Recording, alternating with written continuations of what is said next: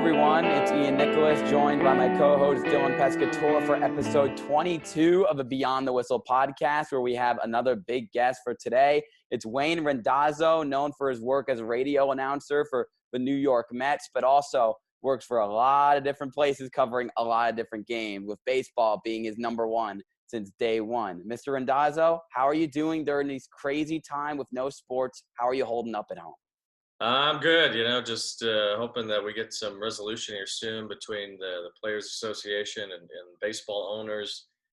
It's been tough sledding, it seems like, to get a deal done, and there's now some uncertainty that one will ever get done, but we're hoping that it works out the right way and that they're back on the field soon. Yeah, definitely. I mean, it's definitely been a tricky time for the MLB with the owners, the players, and, Rob Manfred last night saying that there's not 100% certainty. It's definitely a tough time for fans, but hopefully that does work out.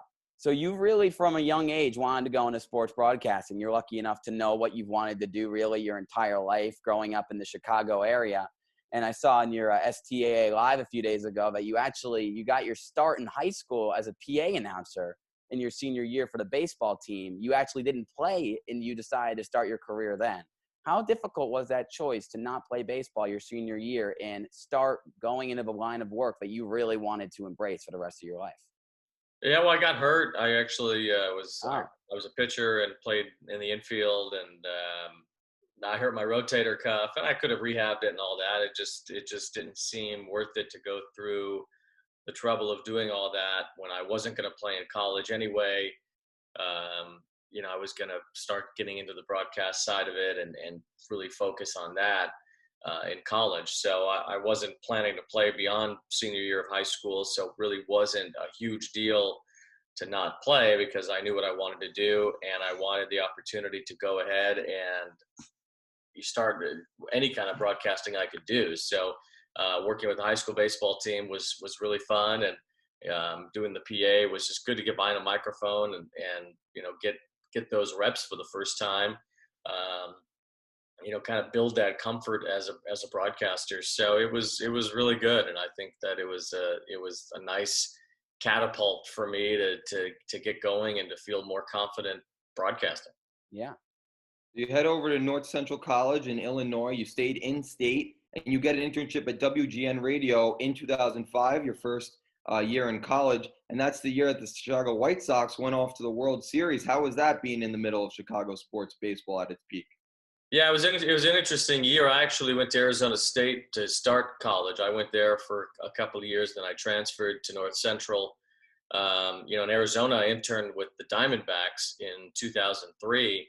And that was a weird year for them. Matt Williams had, I think, retired the day or two before my internship started. It was actually in the publications department. I was working for the Diamondbacks magazine.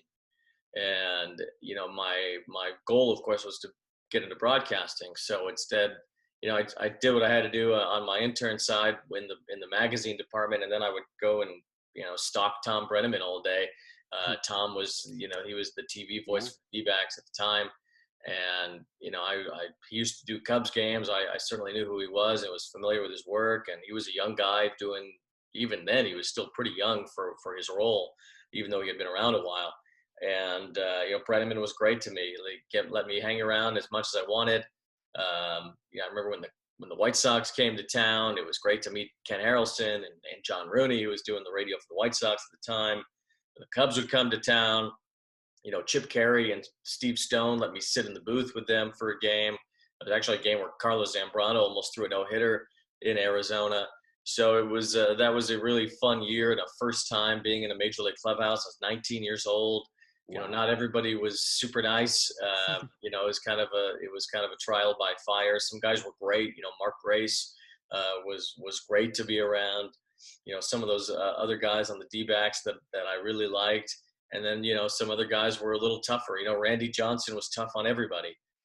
So being a 19-year-old, I remember one weekend the Diamondbacks were playing the Marlins, and Dontrell Willis had just gotten called up and was this, sort of left-handed phenom, and was on his way to being a Rookie of the Year and all that. So I asked Randy, what it was like to go up against a young lefty, a guy coming up, and he he didn't want to talk about Dontrell Willis at all. He was uninterested, and maybe for the best. Randy Johnson's a Hall of Famer, and Dontrell Willis wasn't. But it was really good to learn and to be around a big league clubhouse, so that when I got to WGN, I was already a little bit seasoned, and I think that's part of the reason why I got the internship at WGN. It was Cubs radio at the time. Now they're the flagship for the White Sox, but they were the Cubs broadcast then. So it was another good opportunity to be on a station that I had always listened to be around a broadcast I'd always listened to, meet Pat Hughes, meet Andy Mazer, who was really great to me.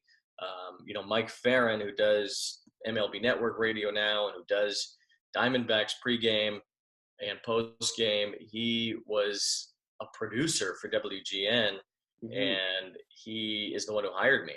So, we kind of all have this connection that we still carry to this day, 15 years later. And it was just a huge opportunity. It really got me started in a big way. I got my first job about a month after that.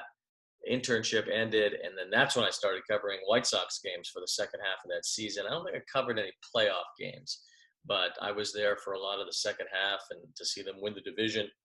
So, it was really nice. I actually, the company I was with at first was the Illinois Radio Network. They covered all of Illinois. So that included St. Louis and, which is Missouri, but it's right on the border. So a lot of Cardinal fans exist in downstate Illinois. So in 2005, the White Sox won the World Series. Then 2006, the Cardinals did. So I got to cover, back-to-back World Series champion. Well, you were mentioning all those big names that you've gotten a chance to work with and know. I mean, networking is obviously one of the biggest things in this industry. And it's great to see that from a young age, you started to really build those connections to get to where you are today. Now, you mentioned you spent 2.5 years with the Illinois Radio Network, but it seems like your first chance to call actual games play-by-play was in the minor leagues for baseball, which a lot of young broadcasters have to go through today. And you worked with your hometown team in the Kane County Cougars, and you also went down to Alabama too, with the Mobile Bay Bears. So tell us about that time and how you got those jobs and the networking or the process to getting those jobs and how hard it was, or maybe how fun it was to spend 7 years in the minor leagues. Yeah, it's the minor leagues is an interesting place. A lot of people say to enjoy the journey on your way up and really, take hold of those years and live in the moment and all that. I had a hard time doing that. I don't begrudge anyone who does it, but I thought the goal of being in the minor leagues was to get out of it. And, 7 years was a while. I mean, 4 in Mobile, which is a great town. It's unfortunately no longer a minor league town. They've lost the Bay Bears. They moved up to the Huntsville area, and the team that's known as the Trash Pandas in the Huntsville area is what the Bay Bears were. Yeah. So, it was a good town. It wasn't necessarily a good baseball town, but they had a hard time drawing fans to Hank Aaron Stadium. And that continued on certainly after I left.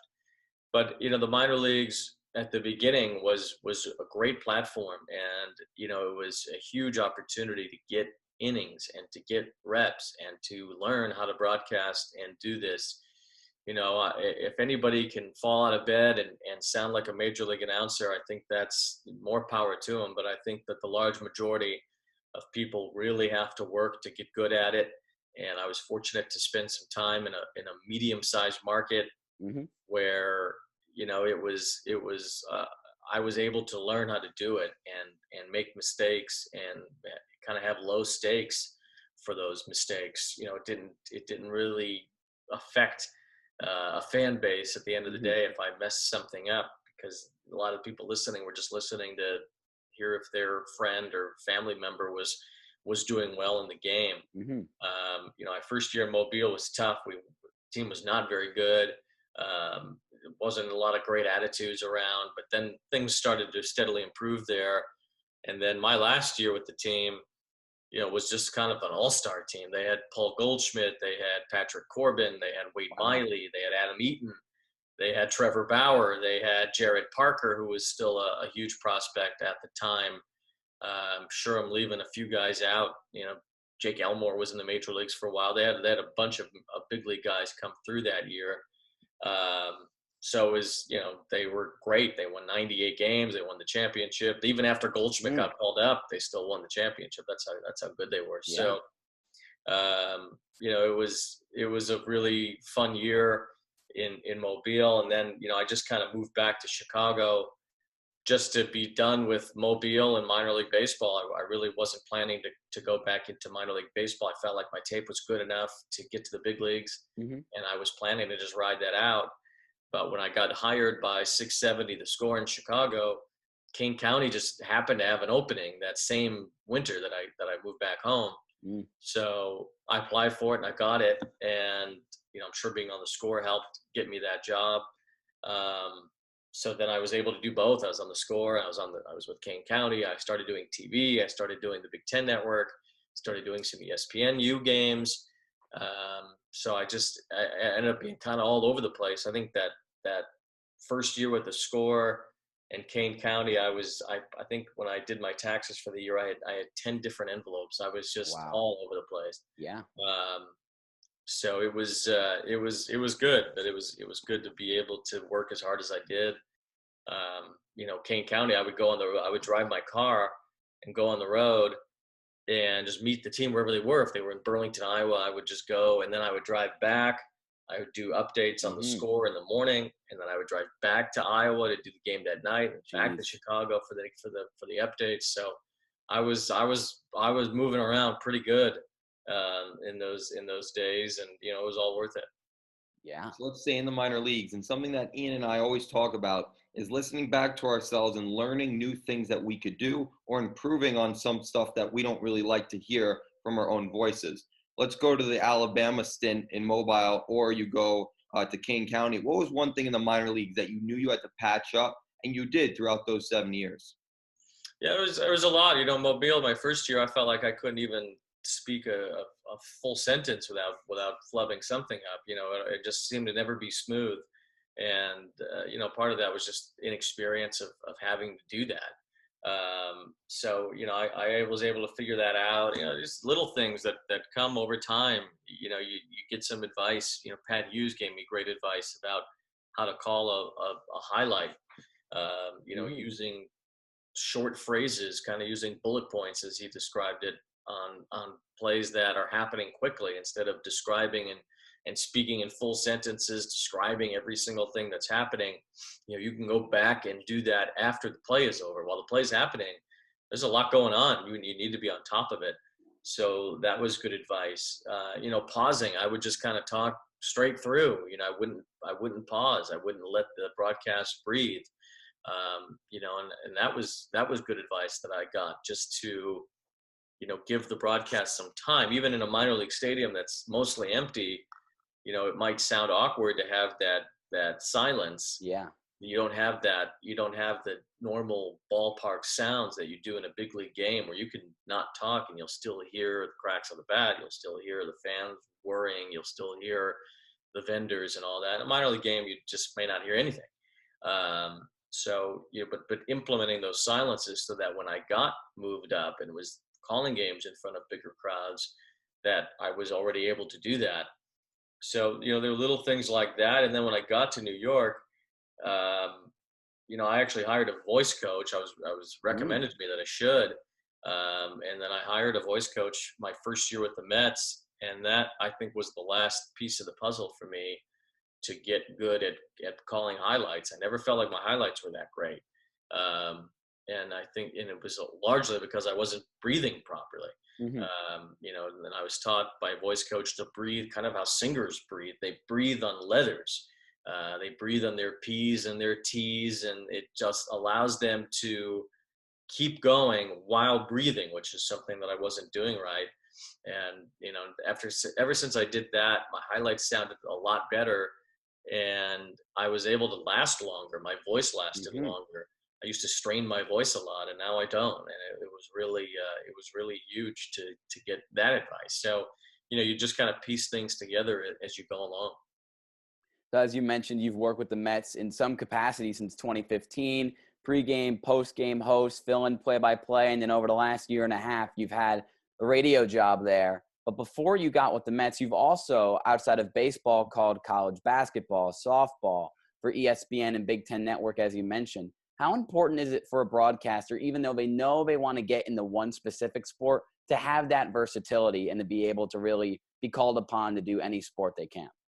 Yeah, I think I just, in a lot of ways, got lucky that I've been able to work in baseball every year in my career to this point. May not have turned out that way. So I was prepared to do the other sports and handle everything.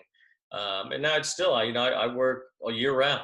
I work college football, and I do some NFL games on the radio. Obviously, a pretty good college basketball schedule that I have with FS1 and the Big Ten Network. So, it's nice to be able to stay busy and to keep working, year round. I don't have to take any time off. I'm able to keep everything pretty steady by having that flexibility. I did some boxing for Top Rank over the last couple of years. I did hockey for SNY. First time I did hockey over the off season. So, it's just about continuing to expand and being ready for, whatever kind of job is out there. Hockey is word to my ears. That's my sport. But so in 2015, you end up at WOR doing pre and post game. And how is that? You're in the New York market. You're not in Alabama anymore. You're not in Illinois anymore. You're in the New York market. You're getting criticized almost every day. And you got to talk with the Mets. Thankfully, you had a good team that year going to the World Series. But how was it just finally being in that big market and just having eyes on your work? It was like, working in Chicago was great for that reason, because that's the number 3 market in the country. That's as major of a city as there is. And I'd started filling in on White Sox pregame and postgame, so I was familiar with formats and major league booths and all that. So I was really able to transfer that pretty easily to New York because of what I had done in Chicago. So I wasn't really all that intimidated by it. Getting to know Terry Collins was great. Interviewing Terry every day was a 400 level course in baseball every single day. And then being around Howie and Gary, it's one thing for them to give you advice, and they certainly have. But it's another thing even to watch them every day. Yeah. Observing how Howie Rose and Gary Cohen take in each day was as much of a graduate level course as I could ever think to have. They are the masters, and they've been doing this for a long time, and they could easily show up at 6 o'clock for a 7 o'clock game and mail it in and still probably have a really good broadcast. But they don't. They're there. Gary, I don't even know if he goes home. I think he just might stay at the ballpark. Wow. There's no one more prepared than Gary Cohen, and there is no one that pays more attention to their craft and puts in the amount of work and effort that Gary does. Probably to some extent where it's obsessive, and it's maybe even needless. He reads stories about every game that happens. He reads the entire game story with quotes for every single major league game. And that sounds like it's an easy thing to do, but that is extremely time consuming in and of itself. Never mind preparing for your own game, preparing for whatever game you're about to broadcast. So when Gary sounds knowledgeable about what's happening around the major leagues, it's because every day he's reading what's happening for every team. It's extraordinary. I don't know anybody else who does that. Howie too. There's just a level of preparedness there, and a level of taking it extremely seriously when he gets to the ballpark, and he's writing down his lineups, and he's scouring for notes, and he's talking to people at the ballpark. This guy's been with the Mets since 1987. He doesn't have to do it the way he does it, but he does it because he cares about having the best broadcast possible on that particular night. And over 162 games, that's not easy to find that focus for every single one, but they do it. And if they're doing it, there's no reason for me not to do it. I have to do it too. And I've learned how to prepare and work a major league broadcast to the highest ability, because I get to see them do it every day. So I guess to follow up on the preparation aspect of calling games for one team where you are starting to become comfortable with that team over the years you've been with them, what are some of the most important things for you when you're preparing for a Mets game to have with you? I mean, stats is one thing that can be chucked around, but is it storylines? Is it reading the news? Is it the pregame interviews with the players and coaches that you get to have with the media? What are some of the things that you have to check off and are some of the most important aspects to you in preparation for play-by-play? Yeah, I at one time I was very stat heavy. I thought it was really good to have numbers and have stats and be able to say those things and all that. As I've gotten along here, I've become almost the complete opposite. Mm-hmm. Whereas I feel like stats tell you nothing that people want to hear. I know what they all mean, at least. I think on the TV broadcast, they don't have any idea what some of these numbers and stats mean. I think Howie's learning. I know what they all mean. I know how they translate. And if I use it, I will try to translate FIP, for example, which is something that people probably don't know much about. I will try to translate that into a real world way as much as I can. So I'll try to use some of those things, but I really find numbers to be meaningless. Nobody remembers numbers. Nobody cares, really. I think that the storylines and the entertainment and Howie and I bantering, and those are the things people remember. Those are the things that stand out in the broadcast. So I think that the biggest thing that I've learned is being able to have that rapport with Howie, being able to, talk to the players, being able to have those kind of storylines mixed into the broadcast, and studying the other team. I find to be crucial for me. As my prep goes during a season, the Mets are playing the Cubs tonight in an alternate universe. The Mets were supposed to be at Wrigley Field this evening. So, my prep opening a series against the Cubs would be what are the Cubs doing? Where are they right now? I would 90% of my focus for my prep tonight would be on them. Just, I would only probably talk about the opposing team 20% of the time, but I want to sound knowledgeable for that 20%. Yeah. So a lot of my time would be focused on tonight's starting pitcher. Maybe it's Yu Darvish. And I would spend time on what Darvish has been doing. What have his last 10 starts been like? What's he been working on? What's he been battling? And you have to read up on that. Whatever's going on, would be the contract talk with Chris Bryant right now. That would be something I'd want to talk about. Obviously Cubs history, I know a lot better than most teams, but I think it's good to have some stories to tell about the history of the teams that the Mets are facing. So, I'd spend a lot of time on that. I think that it's always important to try to be down and, have some conversations with people. It doesn't have to be long ones. I can spend 2 minutes with the pitching coach. If I saw Jeremy Hefner and I asked him a question, I could probably get a whole half an inning out of the 2 minutes that I talked to him, because there's a game happening.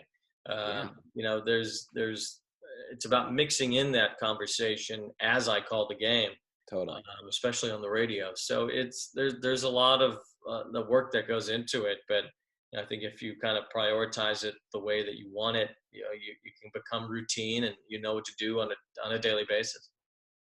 So you've worked with a lot of great personalities. I mean, every interview I hear with Howie, he's always talking about David Wright, the Mets legend. He has a great personality, done so much for New York. But you bring up some other players that also have great personalities, like Curtis Granderson back in 2015. And then more recently, you have Jacob deGrom, who not only is the best pitcher in baseball, but is just such a great guy. What are some of the questions you like to ask them throughout the season? Let's say deGrom's working on a new pitch, or he's had some struggles and he has to work on them. What are some questions that you like to ask him and then add those in your broadcasts?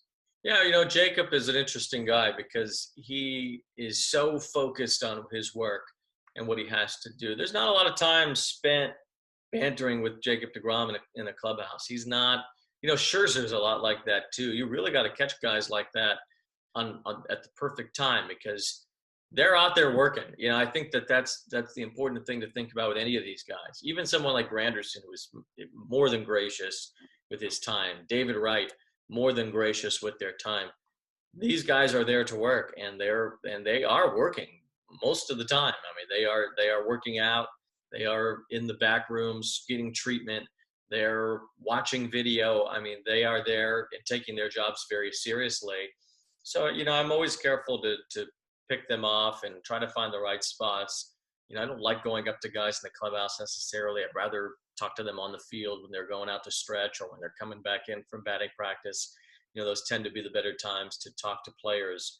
I remember last year where Jacob threw a front door changeup to Freddie Freeman, and it struck him out looking. It almost looked like Greg Maddox's cut fastball, how it would tail back over the inside corner to a left-hander, but it was a changeup, and he tailed it back over the inside corner. I've never seen a right-handed pitcher, throw that type of pitch before, and it seemed like Freddie Freeman hadn't either. I asked Jacob about it, and he just did not want to talk about it.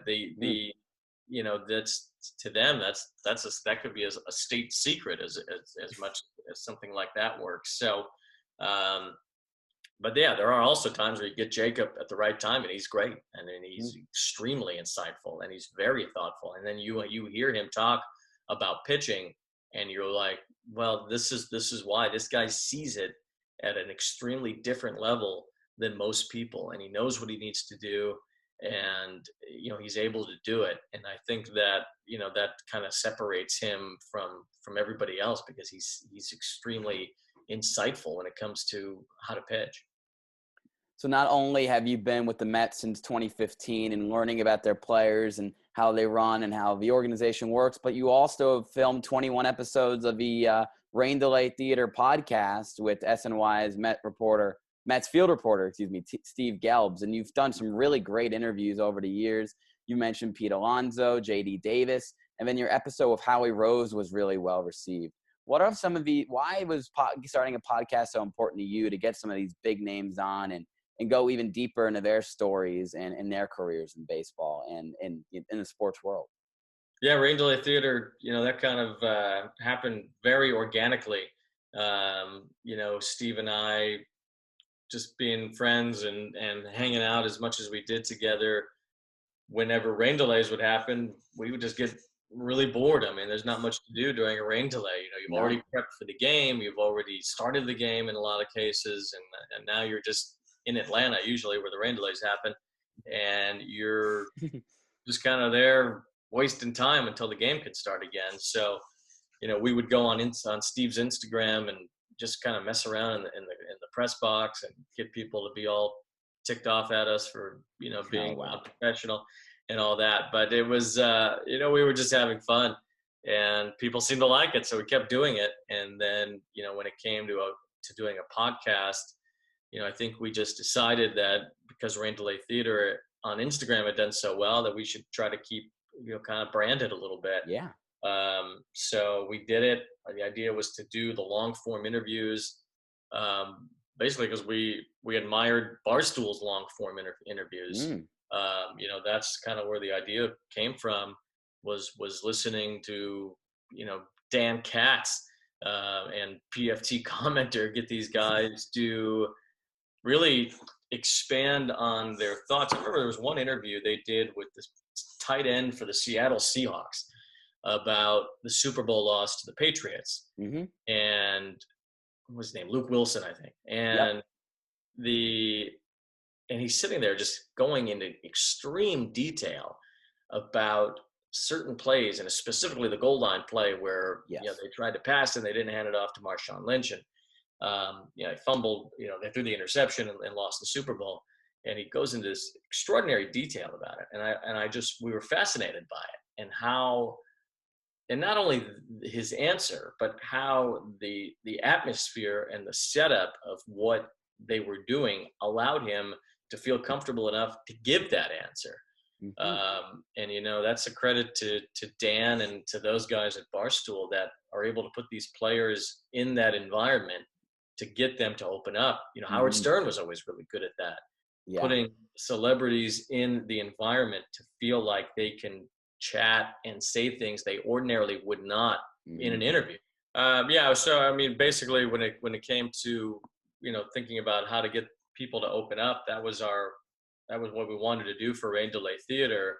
We weren't trying to get some huge gossip or anything, but we just wanted people to feel comfortable being real with us. Yeah. Steve and I had been around for a while, and even if we hadn't met somebody, that had, like Todd Huntley, for example, we had at least had enough been around the Mets enough for people to know who we were and take us seriously. So, we were able to get really good interviews. So from a lot of people, Brandon Nimmo was incredible with us. Wilmer Flores was incredible with us. And I think they got it. I think they understood what we were trying to do, that we were setting up this atmosphere where we could have real conversations about things that didn't necessarily pertain to a Mets game.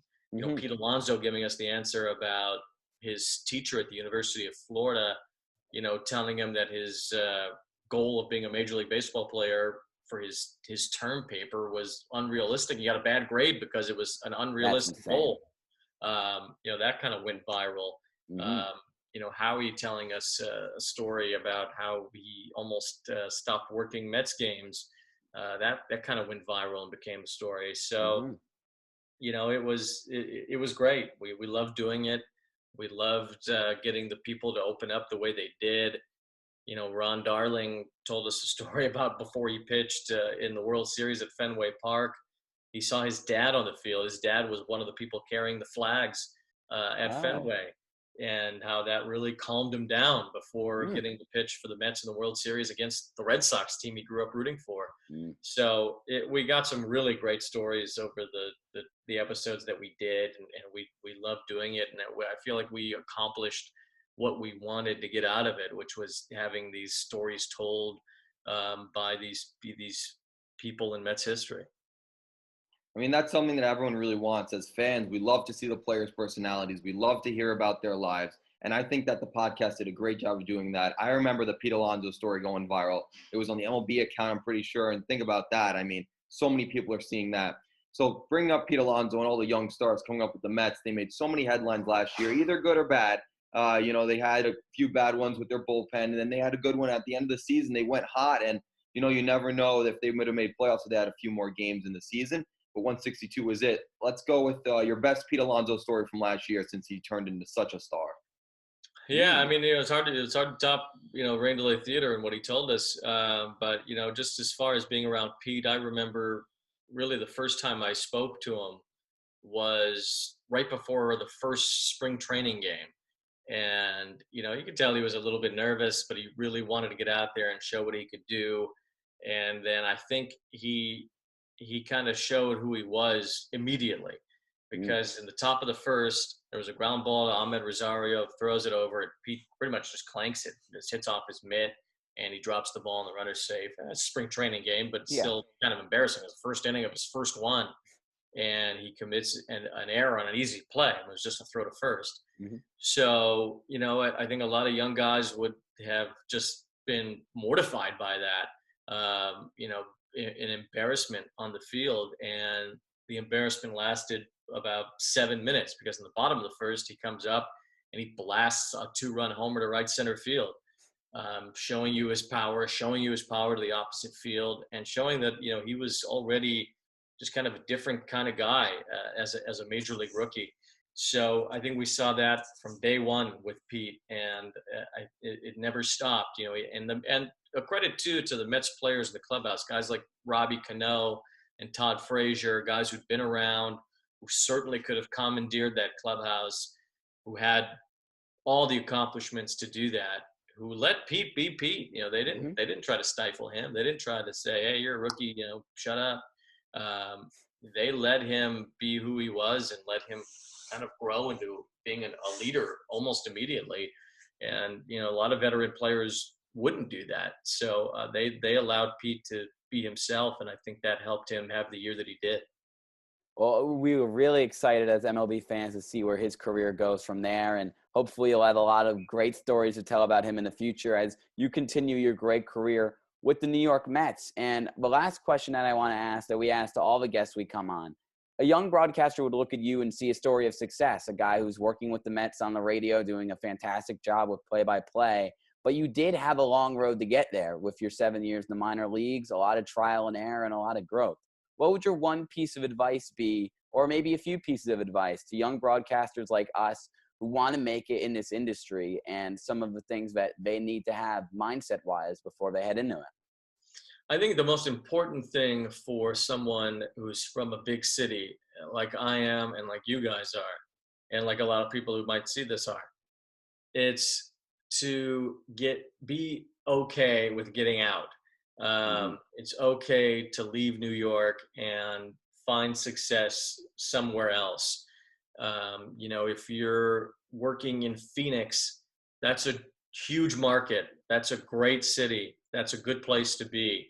And I think that there's a lot of tunnel vision that can happen if you're from New York. Why would you want to leave New York? New York's the greatest city in the world. New York's the place where people come. They don't leave. You don't want to leave New York. You want to go to New York.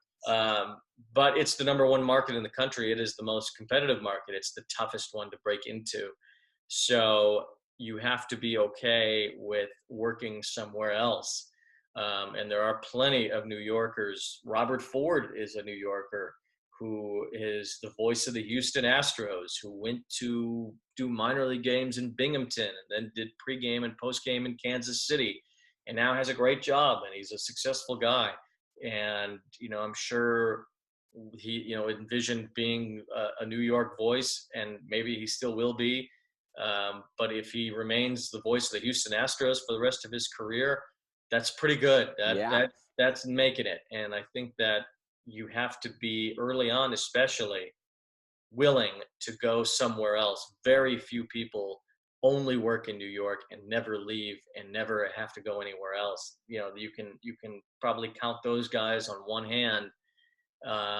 And the others, guys who you may not even think of that left New York and have had very successful careers outside of New York. And that doesn't mean you can't come back. You certainly can. I left Chicago, and then I ended up having a few really good years in Chicago, and then left again to go to New York. So, I think that willingness to go where the job is a big mental hurdle that people have a hard time overcoming. Well, we live 30, 40 minutes right outside of New York, and Dylan is saying, I'm heading to Arizona State, so he's already starting his cross-country journey, and I'll start it next year as well. Wayne Randazzo, our guest on episode 22 of Beyond the Whistle podcast, doing so much great work for the New York Mets and really in sports broadcasting. Joined by Dylan Pescatore, I'm Nicholas. See you next time. Thanks, guys.